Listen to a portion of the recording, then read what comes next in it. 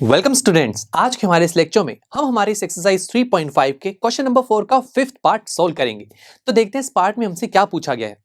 The area of a rectangle gets reduced by 9 square units if its length is reduced by 5 units and breadth is increased by 3 units. तो दोस्तों यहाँ पर एक rectangle की बात की जा रही है।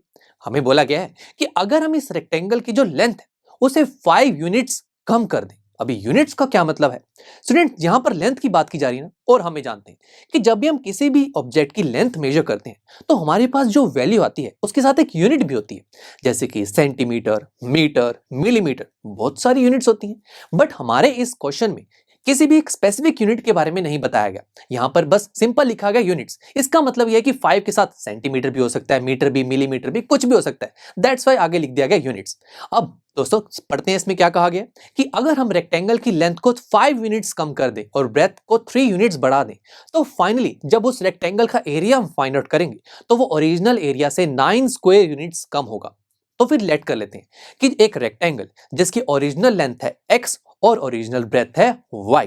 अब स्टूडेंट्स अगर मैं आपसे पूछूं कि इस ओरिजिनल रेक्टेंगल का एरिया क्या होगा तो कैसे निकालेंगे? हमें जानते हैं रेक्टेंगल का एरिया निकालने का फॉर्मूला होता है that is length into breath. Length है x, ब्रेथ है y, तो हमारे पास एरिया क्या आ गया? xy। और दोस्तों एरिया की भी यूनिट्स होती हैं जो कि होती हैं स्क्वायर यूनिट्स। दोस्तों हमने स्टडी किया है ना एरिया, जैसे कि यूनिट्स आती हैं centimetre square, metre square. But जैसे कि हम जानते हैं कि हमारे इस क्वेश्चन में किसी भी तरीके की यूनिट्स दी नहीं हुई, दैट्स वाई हम आगे लिख देंगे स्क्वायर यूनिट्स। अब स्टूडेंट्स फर्स्ट केस में क्या कहा गया था? अगर मैं लेंथ को 5 यूनिट्स कम कर देता हूं तो दोस्तों ओरिजिनल लेंथ x है तो 5 यूनिट्स कम करेंगे तो कितनी हो जाएगी? x minus 5। और ब्रेथ को दोस्तों 3 यूनिट्स बढ़ा दिया गया। अब ब्रेथ मैंने y लेट किया दोस्तों, अब इसे 3 यूनिट्स बढ़ाएंगे तो क्या हो जाएगा? y plus 3। तो इस केस में अगर हम रेक्टेंगल का एरिया निकालेंगे तो वो एरिया ओरिजिनल एरिया से 9 स्क्वायर यूनिट्स कम होगा। तो चलिए आइए एरिया फाइंड आउट करके देख लेते हैं। तो फर्स्ट कंडीशन का एरिया कैसे निकालेंगे? सेम रेक्टेंगल का फॉर्मूला क्या होता है एरिया निकालने का? Length into breath. लेंथ है दोस्तों x माइनस 5, ब्रेथ है y प्लस 3, तो ये होगा दोस्तों एरिया। बट हमें कहा गया था कि जो फर्स्ट कंडीशन का एरिया है वो ओरिजिनल एरिया से 9 स्क्वायर यूनिट्स कम है, तो मैं फर्स्ट कंडीशन के एरिया को वैसे भी तो लिख सकता हूं ना, एरिया यानी कि ओरिजिनल एरिया माइनस 9, यही हमें कहा गया था। तो ये बन गया हमारे पास एक एक्सप्रेशन। तो आइए इसे थोड़ा और सिंप्लीफाई कर लेते हैं। ये जो एरिया है ओरिजिनल एरिया, ये हमने शुरू में फाइंड आउट कर लिया था, दैट इज xy। इसे भी पुट कर देते हैं। तो बस दोस्तों जब आप इस पूरे एक्सप्रेशन को सॉल्व करेंगे ना तो आपके पास फाइनल एक्सप्रेशन बनेगा 3x minus 5y minus 6 is equal to 0। अरे वाह दोस्तों, यहां पर तो एक इक्वेशन बन गई हमारे पास। सही है, बट रुकिए, इस पार्ट में हमारे पास एक और कंडीशन भी है। आइए देखते हैं वो क्या है। If we increase the length by 3 units and the breadth by 2 units then the area is increase by 67 square units. तो देखिए कुछ फर्स्ट कंडीशन जैसा ही तो है। यहां हमें कहा गया है कि अगर हम हमारे रेक्टेंगल की अब लेंथ को 3 यूनिट्स बढ़ा देते हैं, यानी कि पहले लेंथ x है तो अब कितनी हो जाएगी? x प्लस 3, और ब्रेथ को 2 यूनिट्स बढ़ाते हैं यानी कि ब्रेथ हो जाएगी y प्लस 2। तो इस केस में जब एरिया फाइंड आउट किया जाएगा वो एरिया ओरिजिनल एरिया से 67 स्क्वायर यूनिट्स ज्यादा होगा। तो इसे कैसे लिखेंगे? आइए शुरू करते हैं। एरिया फाइंड आउट करेंगे तो area of condition 2, area 2 is equal to length into breadth होता है एरिया। लेंथ है x प्लस 3 और ब्रेथ है y प्लस 2। अब स्टूडेंट्स हमें क्या कहा गया था कि जो सेकंड कंडीशन का एरिया है वो ओरिजिनल एरिया से 67 स्क्वायर यूनिट्स ज्यादा है। तो मैं सेकंड कंडीशन के एरिया को कैसे लिख सकता हूं? एरिया यानी कि ओरिजिनल एरिया प्लस 67। तो ये हमारे पास एक और एक्सप्रेशन आ गया, और एरिया की वैल्यू हम जानते हैं, हमने शुरू में निकाली थी, दैट इज xy।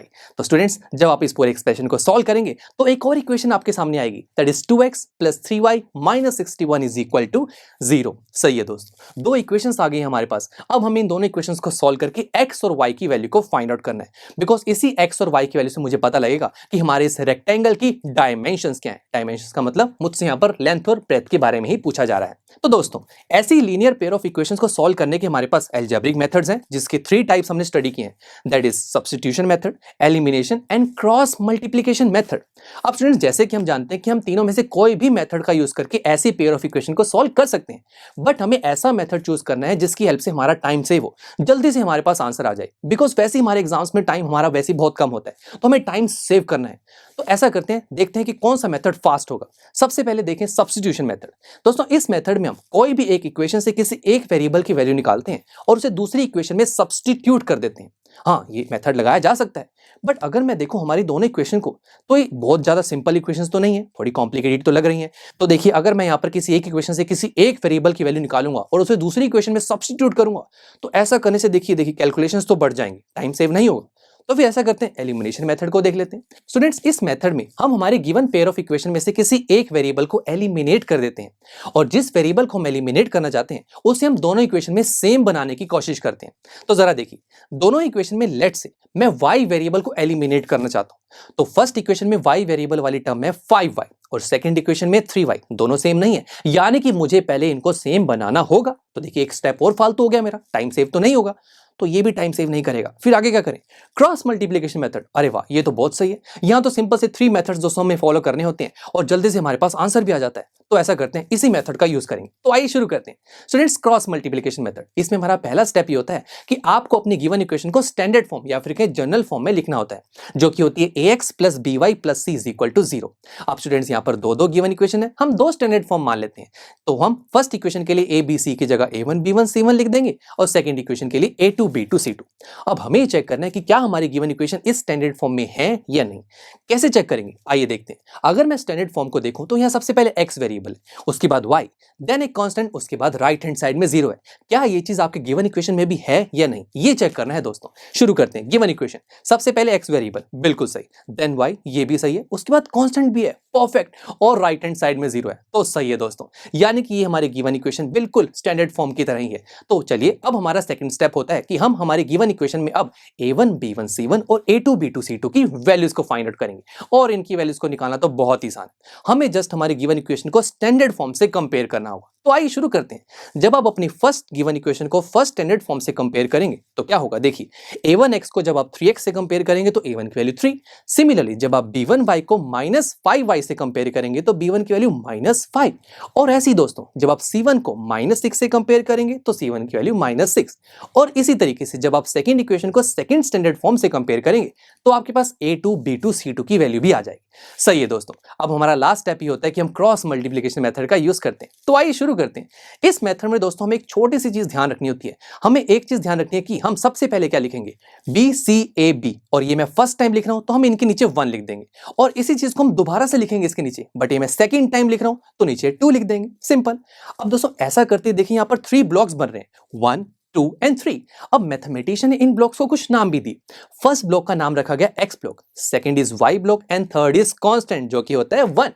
अब हमारे इस सेटअप में हमें a1 b1 c1 और a2 b2 c2 की वैल्यू चाहिए, और जरा देखिए स्टेप 2 में हमें सारी वैल्यूज निकाल चुके हैं। तो बस आपको इन सभी वैल्यूज को इस सेटअप में पुट करना है। तो जैसे ही मैंने सभी वैल्यूज को पुट किया तो आपका सेटअप कुछ इस तरीके से दिखाई देगा। तो चलिए, अब हम हर एक ब्लॉक को अलग अलग सॉल्व करेंगे। सबसे पहले एक्स ब्लॉक। स्टूडेंट्स, इसके सॉल्यूशन हम ऐसे लिखेंगे, एक्स डिवाइडेड बाय, ये जो डिनोमिनेटर है दोस्तों, यहां पर हम इस ब्लॉक का रिजल्ट लिखेंगे। तो स्टूडेंट्स आइए शुरू करते हैं। सबसे पहले -5 मल्टीप्लाई होगा -61 से, ऐसे ही तो करते हैं हम क्रॉस मल्टीप्लिकेशन, और जब -5 को आप -61 से मल्टीप्लाई करेंगे तो आंसर आएगा 305। और दोस्तों देखिए, दोनों टर्म्स के आगे माइनस था तो वो मल्टीप्लाई होंगे तो प्लस में कन्वर्ट हो जाएगा, तो +305।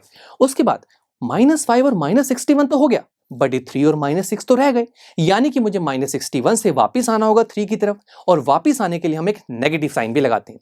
और बस जब आप 3 को -6 से मल्टीप्लाई करेंगे तो आंसर आएगा -18।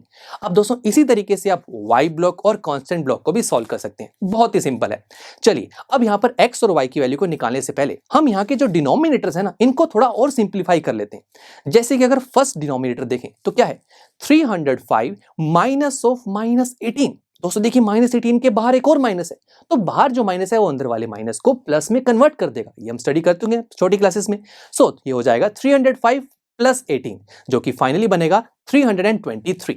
उसके बाद नेक्स्ट ब्लॉक में क्या है, -12 -183, ये हो जाएगा -12 + 183, और फाइनली इसका सॉल्यूशन करेंगे तो आंसर आएगा 171। और ऐसे ही दोस्तों आप लास्ट ब्लॉक को जब सॉल्व करेंगे तो डिनोमिनेटर में आ जाएगा 19।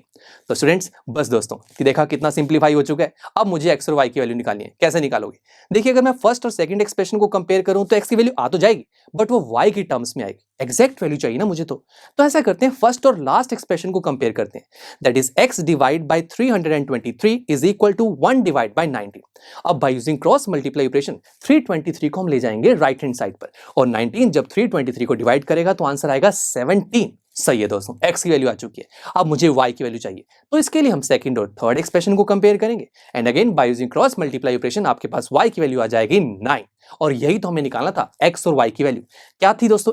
x थी लेंथ ऑफ रेक्टेंगल और y थी ब्रेथ ऑफ रेक्टेंगल। यानी कि हमें क्या पता लगा कि जो ओरिजिनल रेक्टेंगल था उसकी लेंथ है 17 यूनिट्स और ब्रेथ है 9 यूनिट्स, और यही हमें निकालना था, that is dimensions of rectangle.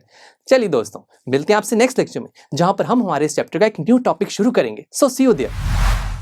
I am sure students आपको ये लेक्चर काफी पसंद आया होगा, और ऐसे ही मजेदार तरीके से अपने हर एक कॉन्सेप्ट क्लियर करने के लिए डाउनलोड कीजिए पीयूस्टैक ऐप को, जहां पर आपके पास और भी बहुत सारे ऑप्शंस होंगे, जैसे कि back exercise solutions, tip videos, sample papers and much more. So what are you waiting for? Download the app now.